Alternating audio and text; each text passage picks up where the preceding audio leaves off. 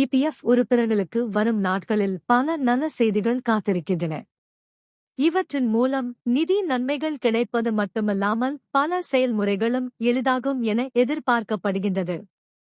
இவற்றை பற்றி இந்த பதிவில் காணலாம். ஜூன் மத்திய அரசு ஊழியர் ஓய்வூதிய திட்டத்தின் இபிஎஸ் கீழ் குறைந்தபட்ச மாத ஓய்வூதியத்தை தற்போதைய 1000 ரூபாயிலிருந்து 3000 ரூபாய் ஆகஸ்ட் உயர்த்துவது குறித்து பரிசீலித்து வருகிறது. அடுத்த சில மாதங்களில் இந்த முடிவு செயல்படுத்தப்படலாம் என்று மூத்த அரசு அதிகாரி ஒருவர் தெரிவித்தார். பணவீக்கம் தொடர்ந்து அதிகரித்து வருவது மற்றும் முதியோர்களின் சமூக பாதுகாப்பு குறித்து கவலை அதிகரித்து வரும் நேரத்தில் இந்த முயற்சி எடுக்கப்படுகிறது.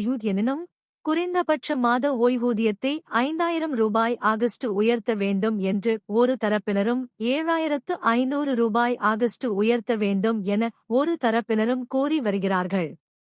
ஆகையால் வரும் வாரங்களில் இபிஎஸ் ஓய்வூதியதாரர்களுக்கான குறைந்தபட்ச மாத ஓய்வூதியம் 1000 ரூபாயிலிருந்து 3000 ரூபாய் முதல் ரூ.7500 அதிகரிக்கலாம் என எதிர்பார்க்கப்படுகின்றது.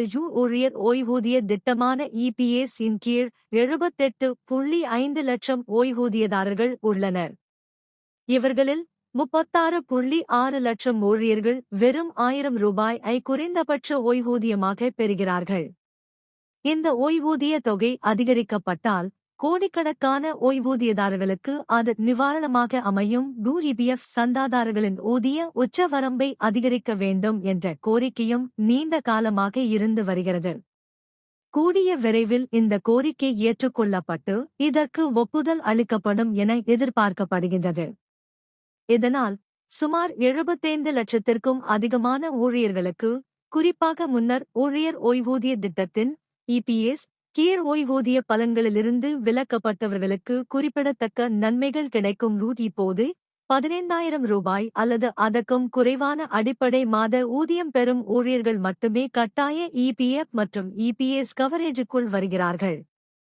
இந்த வரம்பை 21000 ரூபாய் ஆகஸ்ட் அதிகரிக்க வேண்டும் என கோரிக்கை உள்ளது.